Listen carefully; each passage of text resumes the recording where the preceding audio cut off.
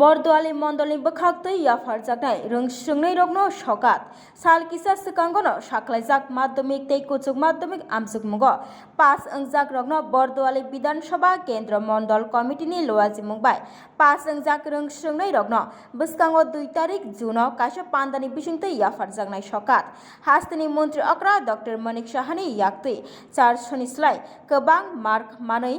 ICC,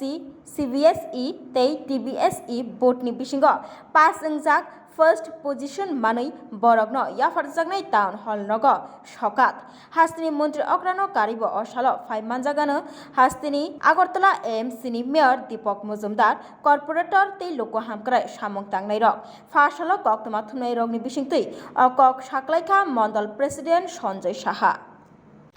আজকে আমাদের মণ্ডলী বিধানসভা অন্তর্গত 8 টাউন বরদুয়ালি মণ্ডলে আমরা এক সাংবাদিক সম্মেলনের আয়োজন করেছি। আমাদের আগামী 2024-এ যারা মাধ্যমিক এবং উচ্চ মাধ্যমিকে প্রথম বিভাগে উত্তীর্ণ হয়েছে তাদেরকে টাউন হলে আমরা সম্বোধনা দেব। সেখানে উপস্থিত থাকবেন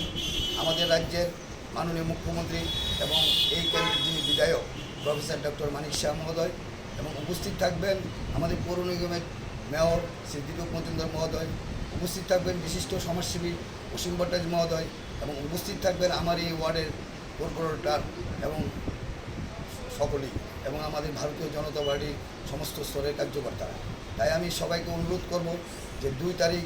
বিকাল 4 ঘটিকায় টাউন হলে সবাই উপস্থিত থাকার জন্য, এবং আগামী দিনের জন্য ছাত্রছাত্রীরা আরও বেশি উৎসাহিত হয়ে ভালো পড়াশোনা করতে পারে সেই লক্ষ্যে কিন্তু আমাদের মাননীয় মুখ্যমন্ত্রী ওদেরকে সম্বোধন করবে।